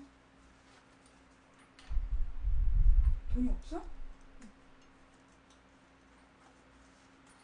아닌데 지나가고 보니까 돈 많던데? 돈 다 썼어? 아니 그건 저축은 몰라? 문제관념이 없어. 방송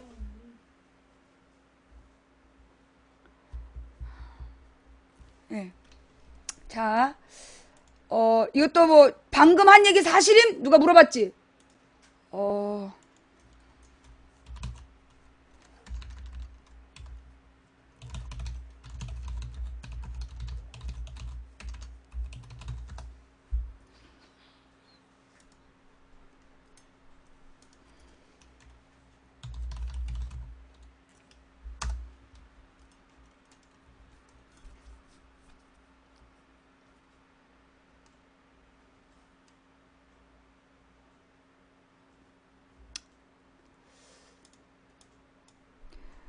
(1970년대) 한국의 새마을운동 세계로 수출하나 대한민국이 원조를 받던 국가에서 원조를 지원하는 국가로 탈바꿈했다.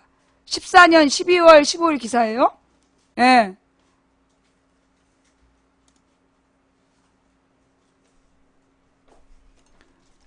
또 나한테 뭐 지랄할까봐 읽어주는 거야. 1970년대 한국의 새마을운동 세계로 수출하나 대한민국이 원조를 받던 국가에서 원조를 지원하는 국가로 탈바꿈했다는 사실은 국가적인 자랑입니다. 1961년만 해도 한국의 뭐 어쩌고저쩌고 박근혜 대통령은 시골을 현대화시킨 한국의 전략을 전 세계 개발 국가에 전파하려 합니다. 새마을운동은 수출 기반으로 경제가 성장하던 70년대 한국에서 움텄습니다. 유엔은 4년 기반으로 성과를 확인한 새마을운동을 다른 나라에도 시도해볼 만한 가치가 있다고 판단했지요. 그래서 14년 아프리카와 아시아 개발도상국 새마을운동 전파에 26조 원 예산을 책정했고 이를 관리할 새마을운동 세계화 재단을 세웠습니다. 이지아 대표이사는 2015년 타겟은 라틴 아메리카라고 발표했습니다.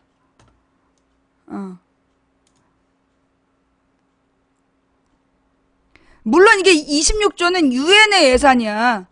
그런데 이 재단에 가장 돈을 많이 내는 사람이 누굴까? 예.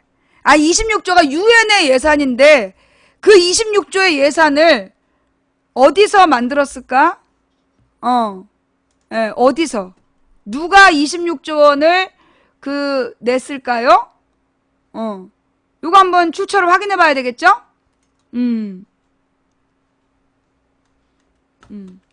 자, 그런데 여러분, 이게, 예, 한국에서 다 낸 건 아닐 거야. 설마. 근데 자, 좌우지간. 근데 여러분, 제가 오늘 하고 싶었던 진짜 주제는 뭔지 알아요? 이게 다가 아니야. 지금 오바마가 일본에 와 있는 거 알죠? 오바마가 일본에 온 이유가 뭐예요? G7 회의를, 세계 선진국 정상회의, 세계 선진국 정상회의를 일본에서 하는데, 그 내용이 뭐냐? 북핵 문제와 한반도야. 그것 때문에 G7이 일본에서 회의를 해. 근데 이 회의에 박근혜를 오라 그랬대. 박근혜를 옵저버로. 왜냐면 G7 회원국이 아니기 때문에, 옵저버로. 그러니까, 왜냐 한반도 관련한 사안이니까 오라 그랬대. 근데 아프리카에 새마을운동 홍보하러 가야 된다고 안 갔다는 거야.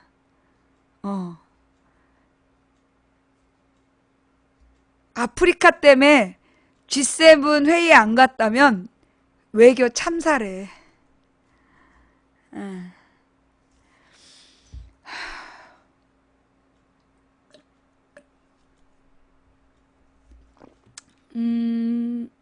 이거 관련 기사 있는지 한번 찾아볼까요?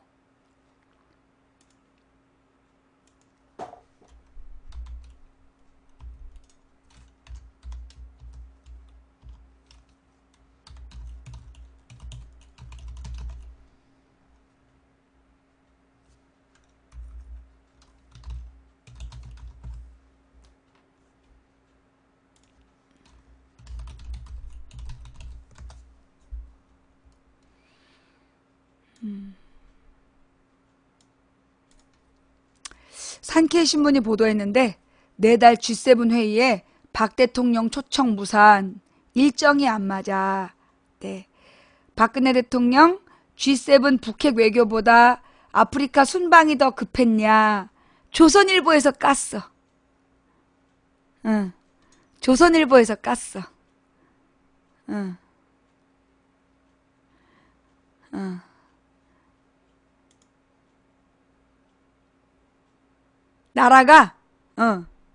나라가 어떻게 되든 지아버지 동상에 금칠하는 데 환장한 거야. 나라가 어떻게 되든 지금 박근혜는 자기 아버지 동상에 금칠하는 데만 관심 있다니까? 박정희 우상화 말고는 박근혜에게 아무런 관심이 없어. 웃을 일이 아니에요, 이거. 분노해야 될 일이야. 우리의 자랑스러운 대통령님? 누구더러 그렇게 얘기하는 거야? 누가 우리의 자랑스러운 대통령님이야?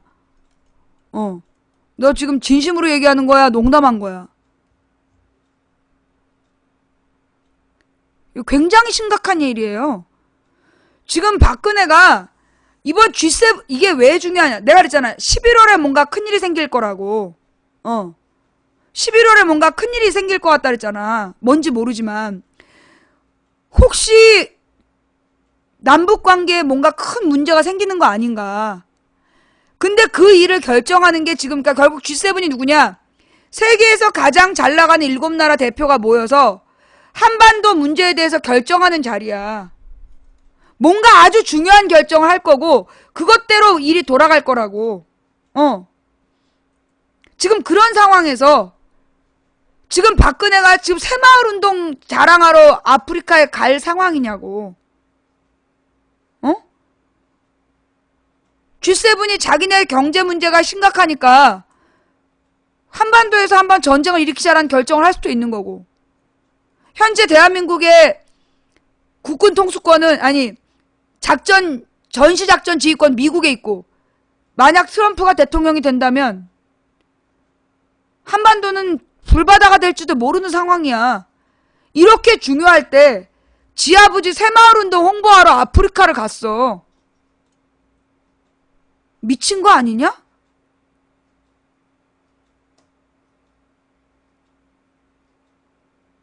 이거 미친 거 아니냐고.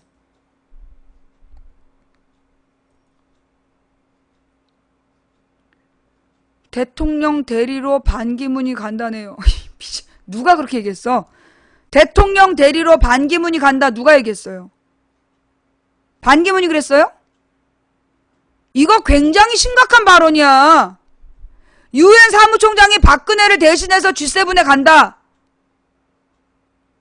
만약에 누가 그렇게 얘기했다면 지금 유엔 사무총장이 한 나라의 대통령을 위해 일한다는 얘기가 되는 거고, 그래서 전 세계에서 욕하고 있는 거야. 지금 도대체가 반기문을 지지하는 대한민국에서 떠드는 인간들아, 너네들은 도대체 세계가 돌아가는 걸 알고 있는 거냐 모르는 거냐? 어?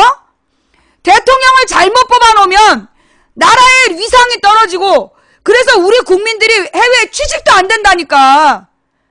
김대중 노무현 때는 한국 사람 취직이 잘 됐어, 해외에서. 이명박 때부터 점점 줄어들다가 지금 박근혜 때는 취직이 안 된다니까. 왜? 한국인을 꼴통으로 안다니까. 대통령 잘못 뽑으면 그 꼬라지가 난다고. 옵저버는 발언권이 없다고요. 지금 옵저버는 발언권이 없다고요. 야, 발언권이 없는데 왜 불렀겠어? 그 회의에 나와서 발언하라고 부른 거야? 아니면 네가 돌아가는 꼬라지를 제대로 읽고 대처하라고 불렀겠어? 발언권이 없다고요가 지금 변명이야? 너 박근혜지? 아, 나 진짜 이런 미친 것들 때문에 진짜 외교 무대에서 한마디도 안 하고 원래 외교할 수 있는 거야. 어?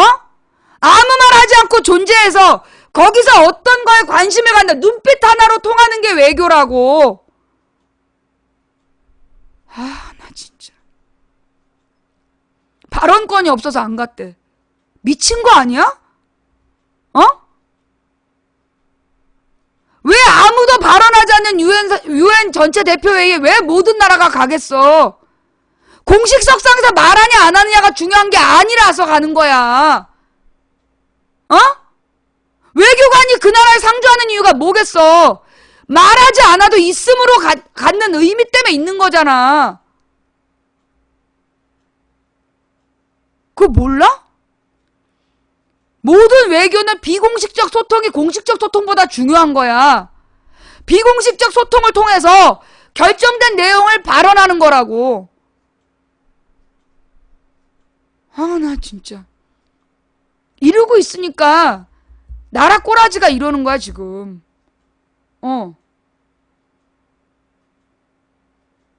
이건 대리가 갈 필요가 없는 거예요. 이건 이건 왜냐? 박근혜가 가서 전쟁은 안 된다. 그런 얘기를 해야 돼. 북미 간의 평화협상을 해야 된다. 그게 그 북핵 문제의 근본적 해결책이다. 그런 얘기를 해야 되는데, 지네 아버지 새마을운동 에티오피아. 그래서요, 그 포인트, 김현정의 포인트에 보면 기자가 무슨 얘기를 하느냐. 이거 탄핵 사유라고. 청문회 사유라 그랬어. 아프리카 간다고 G7 초청을 거절한 게 사실이라면 이거 청문회감이다. 오늘 아침 라디오에 나온 얘기예요. 이거 그러니까 탄핵이라고 안 그랬고 청문회감이다. 어? 외교 참사다. 이거 심각한 문제야. 사실 이거 탄핵 대상이에요. 이런 짓 한 거는. 오늘의 포인트. 나왔네. 고마워요, 받침맘님.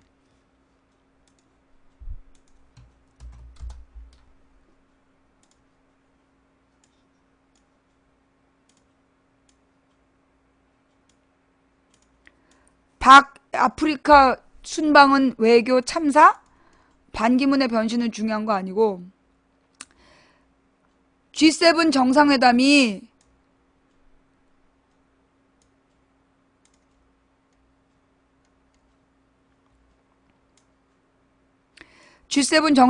오늘 26일 막을 올립니다. G7 정상회담은 1년 중 한 번 열리는 가장 큰 외교 무대죠. 코앞에 일본에서 열리고 있는데 우리 박근혜 대통령은 지구 반대쪽 에티오피아에 계십니다. 이번 G7 정상회담에서 북핵 미사일 문제 대응 방안이 나올 거라고 하죠. 이거 어떻게 되겠냐고.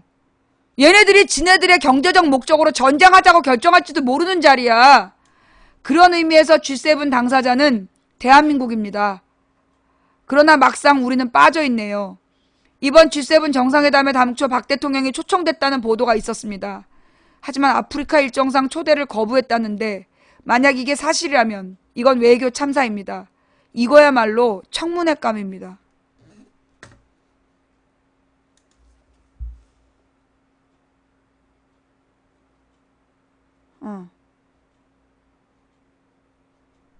이거 굉장히 심각한 상황이 터진 거예요. 예. 매우 심각한 문제가 터진 거예요.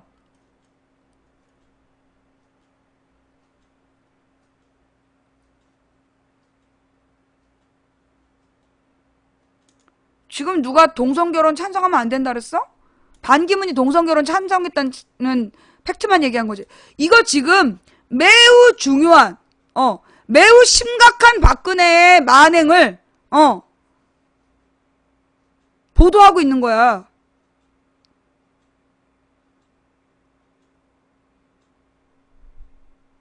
이거 외교 참사예요. 지금 우리가 전시작전 지휘권이 없어. 미국이 결정하면 전쟁이 일어날 수도 있는 상황이야. 근데 지금 G7이 모여서 이 G7은 뭐하는 애들이냐? 세계 선진국들이야. 선진국 정상회의. 지네들의 이익을 위해서 결정하는 자리야. 지금 각 나라가 경제들이 다 침체되어 있어. 무슨 결정을 할지 모르는 거야. 거기다가 지금 일본은 여러분 다 아시잖아요.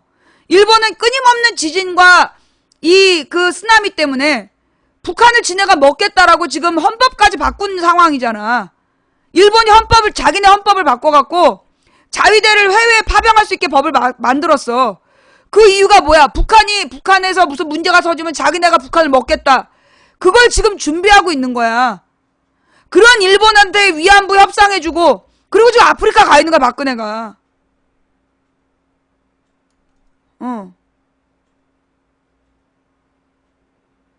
이거 굉장히 심각한 문제예요. 우리 기도해야 돼요. 이거 정말 박근혜가 임기를 채워야 되는가? 우리 진지하게 고민해봐야 되는 상황이라고. 얘 임기 채우다가 진짜 대형 사고 칠 것 같아.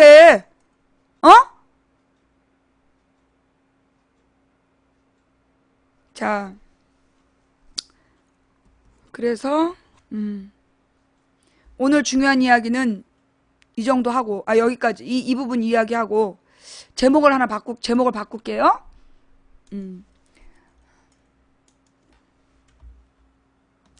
제목을 바꿀게요. 예. 그 동성결혼 찬성한 게 잘못이냐 문제. 난 잘못이라는 얘기 한 적 없어. 그냥 반기문이 동성결혼 찬성했다 그랬지. 근데 제목을 계속 시비를 걸길래 바꿀게요.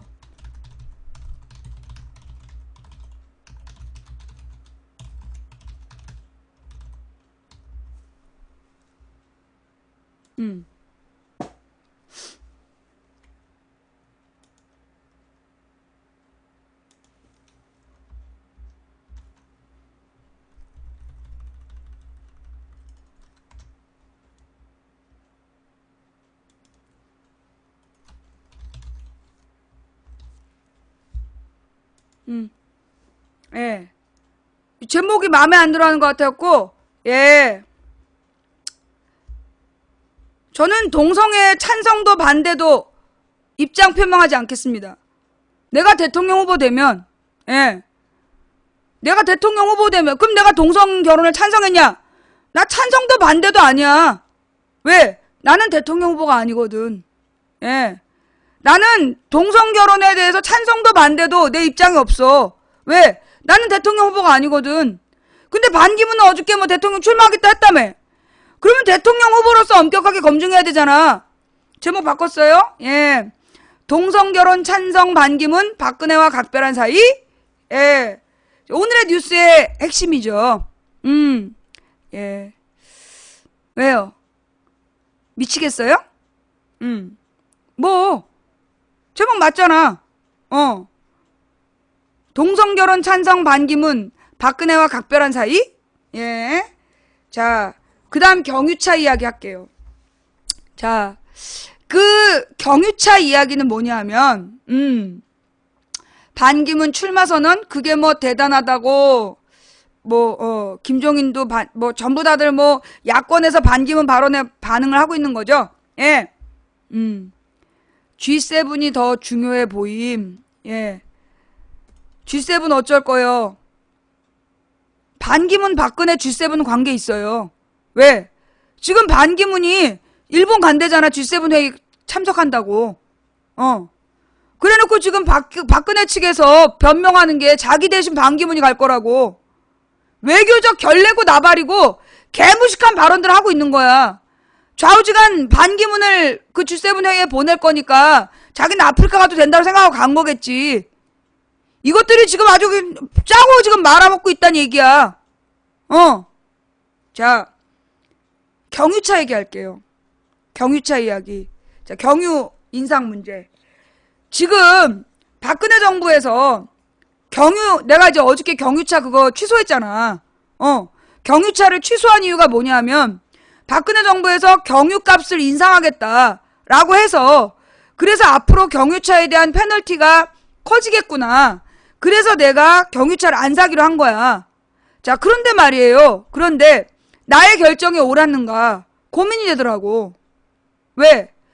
불과 2년 전에 국민들더러 경유차를 사라고 정부에서 장려했다는 거야. 왜 경유차를 사라 그랬냐? 휘발유차는 이산화탄소가 많이 나온다고. 그래서 경유차를 사라고 장려했대. 그래서 클린 디젤 차량을 구입하면 그 혜택을 줬다는 거야. 그래서 경유차하고 휘발유차가 비교해보면 경유차가 훨씬 비싸. 이유가 뭐냐? 내가 이제 알아보니까 맥스 크루즈라는 대형 SUV가 휘발유차야. 대형 SUV인데 그러니까는 그 맥스 크루즈라는 급의 경유차 SUV 기아에서는 모하비가 있어. 모하비가 얼마냐? 5천만 원대야. 같은 동급인데 5천만 원대. 그런데 맥스 크루즈는 얼마냐? 3천만 원대야. 3,500만 원. 1,500만 원이 더 비싸 경유차가. 이유가 뭐냐? 경유값 때문에. 경유값이 더 낮은 것도 있고 또 하나 휘발유차로 대형차를 운영하면 연비가 얼마냐? 1리터에 8km밖에 못 가. 경유차는 1리터로 11km, 12km를 가는데 휘발유차는 1리터로 8km밖에 못 가. 그러니까 휘발유로 이 SUV를 돌린다라면 기름값이 2배 든다는 얘기야. 적어도 1.5배가 든다는 얘기야. 그래서 비싼 값을 주고 경유차를 사람들이 산 거란 말이야. 그때 박근혜 정부에서 경유차를 사라고 막 장려했다고. 이산화탄소 배출을 막기 위해서라고. 그래놓고 이제 와서 경유가 미세먼지의 주범이니까 경유값을 올리겠다. 자, 이게 왜 문제냐? 자, 여러분, 근데요, 내가 직원들한테 물어봤어. 이제 기아 자동차 외판원한테, 영업사원한테. 앞으로 계속 경유차에 대해서 굉장히 안 좋아지지 않겠냐? 그러니까는, 그러긴 어려울 거라고 얘기를 하더라고. 그래서 왜 그러긴 어려울 거라고 얘기를 할까? 그리고 나서 다른 자료를 찾아보니까, 원래 전기차가 개발된 게 되게 오래됐대. 배터리라는 게 나온 다음에 소위 전기차가 개발된 게 되게 오래됐다는 거야. 그런데 전기차가 전면화되지 못한 이유가 뭐냐? 누구 때문에? 정유회사들이 전기차 개발을 막고 있다는 거예요. 정유회사들이 전기차에 대한 정부 지원을 막고 있다는 거야. 그래서 사실 여러분 지금 우리나라에 내가 그래서 그 전기차가 전기차로 내가 바꾸려고 그랬어. 그런데 전기차를 바꾸려고 했더니 뭐 바꿀 수가 없어. 이유가 뭐냐? 전기 충전소가 없는 거야.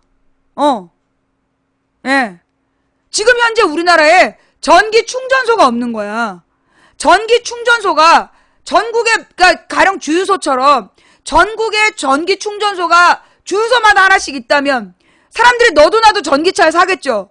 그러면 근데 전기차 충전기가 되게 고급 기술이래. 순간 충전을 해야 되기 때문에. 그래서 순간 충전을 위한 전기 그 충전기를 설치하는데 많은 비용이 드는 거야. 이걸 정부가 지원해줘서 대출을 해준다든가 이래서 그 전기 충전기를 설치하는 비용을 정부가 지원해주면 충전소가 늘어나서 사람들이 전기차를 많이 살 텐데 그런 정부 차원의 지원이 있다 없다? 없다. 그리고 오로지 경유값만 올린 거야. 미친 새끼들이. 경유값을 올리기 전에 뭘 해야 돼? 전기차를 쓸 수 있는 조건을 만드는 게 우선해야지. 전기차로 바꿔서 소비자가 피해가 없게, 국민이 피해 안 보게끔 조건을 만들어 놓고 그 다음에 경유값을 올려야지. 지금 그 인프라를 구축하고 있지 않는 거야. 왜? 정유회사들 때문에. 정유회사들의 로비 때문에 전기차에 대한 지원이 전혀 없는 거야. 그래놓고 경유차 사지 말라고 경유값을 올려? 이런 썩을 것들을 봤나? 아무런 대안이 없이, 아무런 대안이 없이 경유값만 올리고 있는 거야. 그러면 왜 경유값을 올리느냐? 그 경유값을 올린 걸로 지금 전기차 지원해주냐? 그것도 아니라고. 이건 경유값을 올려서 결국 세금을 올리겠다는 거야. 목적은 딱 하나야. 미세먼지고 나발이고 없어. 현재 경유차를 운영하는 사람들 지금 당장 차 팔 수 있어? 못 팔아. 아직 할부금도 안 끝났단 말이야. 그러면 경유값을 올린다 그래서 지금 경유차들이 없어지는 것도 아니라고. 결국은 울며 겨자 먹기로 비싼 값에 경유를 쓰게 하고 자기는 세금만 받으면 되는 거야. 이것도 이 세금이 간접세이기 때문에. 국민이 직접 세금을 납부하는 게 아니라 주유소에서 긁으면 자동으로 지네들 창고로 들어가는 세금이기 때문에 그래서 이것들이 지금 경유값을 올려서 그래서 세금을 거두려는 부자들, 그래놓고 이제 우리가 막 그랬잖아. 경유값은 그대로 두고 휘발유를 낮춰라. 그랬더니 뭐라 했어? 경유값은 올리고 휘발유는 낮추겠대. 어머 씨발. 왜? 부자들은 전부 다 못하는데 3000cc 이상 휘발유 차 타. 부자들 경유차 잘 안 타잖아. 걔는 3000cc 이상의 휘발유 차 타는 거야. 휘발유 차가 자기네들이 연비에 신경 안 쓰고 그냥 뽀대로 타는 거니까. 세단 타는 거잖아. 결국 부자들의 이익을 위해 휘발유 값은 내려주고 사실 그럼 경유를 타는 건 누구냐? 다 서민이야. 나 같은 서민. 나보다 더 가난한 서민. 트럭을 운전해야만 먹고 사는 서민들이 경유차를 타는데 경유차 세금을 올려서 부자들의 세금은 낮춰주겠다는 거야.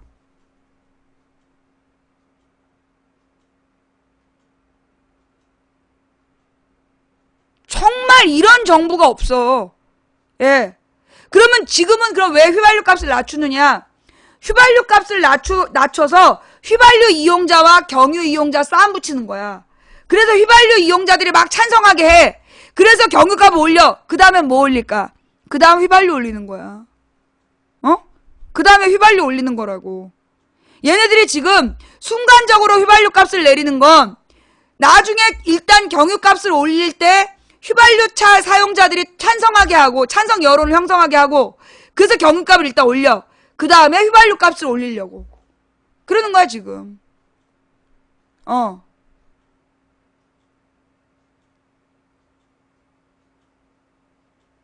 누리과정 때도 워킹맘 전원맘 싸움 붙였잖아. 그런 식으로 지금 국민을 분열시켜서 자기네들의 정책을 관철시키는 거야. 그게 박근혜식 비열한 정치야. 더러운 걸레 같은 정치를 지금 하고 있는 거야. 똥걸레 같은 정치를 하고 있어 지금 박근혜가. 이렇게 비겁하고 비열하고 더러울 수가 없어 정치가.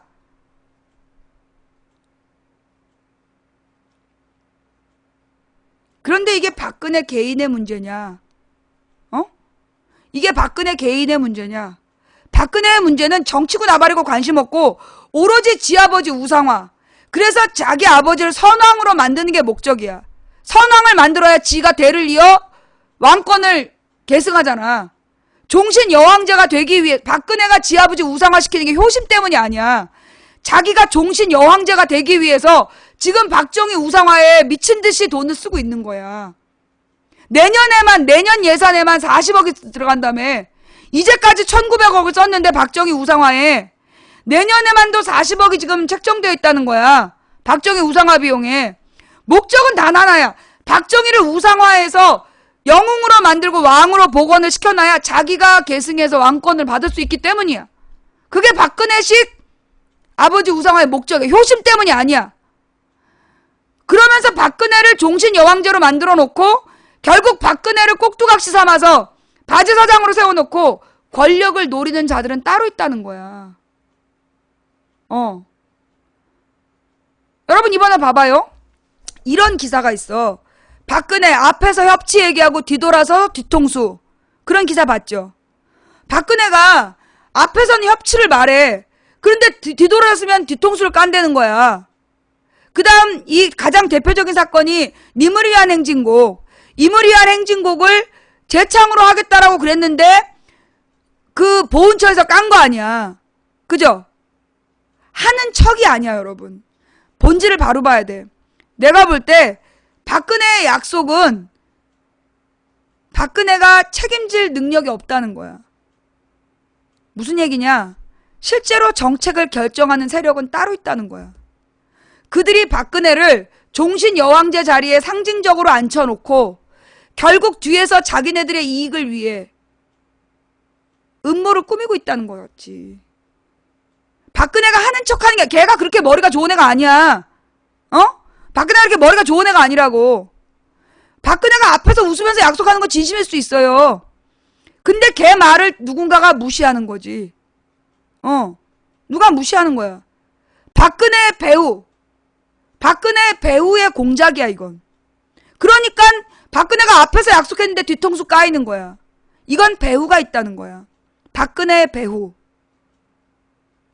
그들이 지금 대한민국을 쑥대밭을 만들고 있는 거야. 내가 그런 얘기를 했어요. 박근혜는 여자 연상군이다. 박근혜는 여자 연상군이다. 안철수는 남자 박근혜다.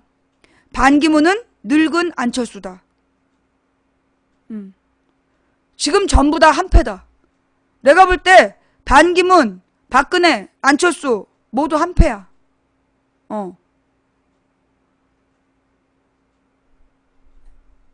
예. 문죄인은 누군데? 니네 아버지야? 나는 문재인은 알아도 문죄인은 몰라. 네 아버지 욕을 여기서 왜 하냐, 이 새끼야. 예. 자, 우리 신랑이 한국에 있었으면 이런 말 못했을 거야. 말 조심하라고 하도 중간에 사인을 보내서 이런 말 못했을 텐데 오늘 방송 아무래도 너무 셌어. 네. 그 방송이 너무 세가지고 살짝 걱정이 돼. 신랑이 돌아온 다음에 나 굶는 거 아닌가. 자, 뭐 어떡하겠어요. 죽으라면 죽어야지. 오늘 방송 어떻게 보셨나요? 예.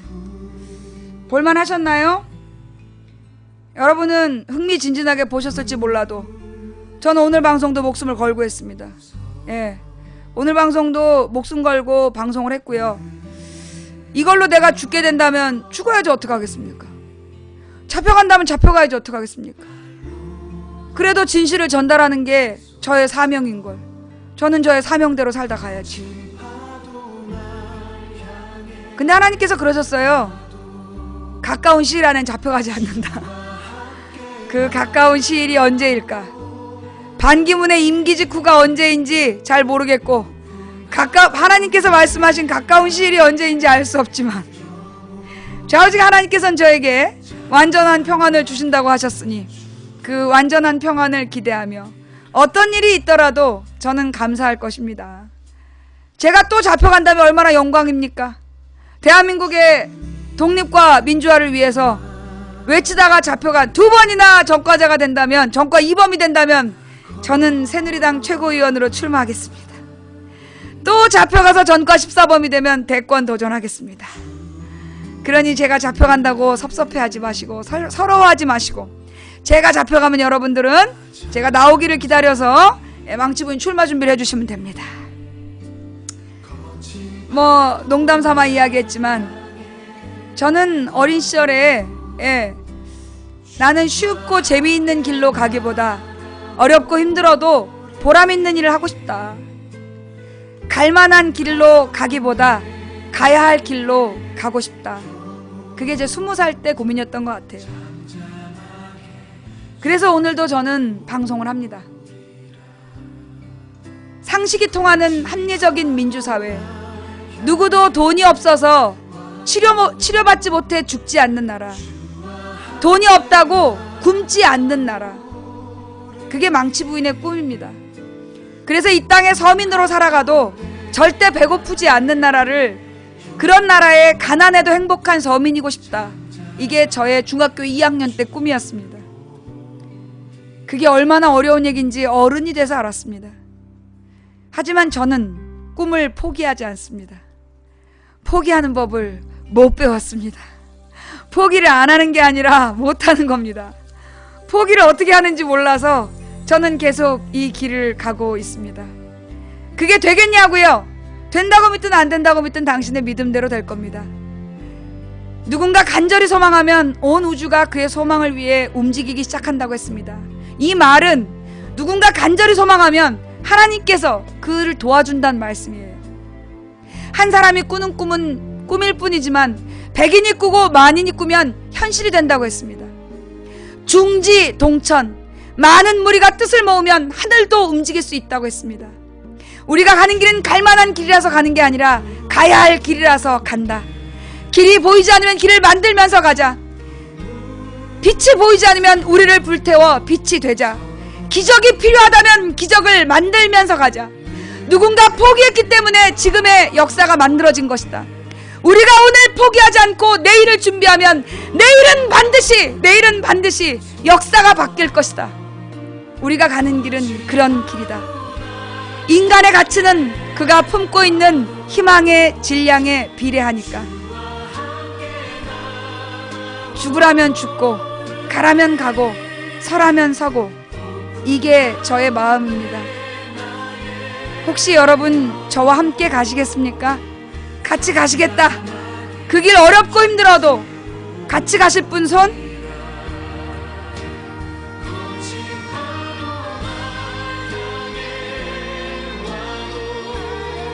저도 두렵습니다. 그래서 날마다 새벽에 일어나서 성경책을 붙들고 하나님 저를 도와주십시오. 하나님 제가 포기하지 않게 해주십시오.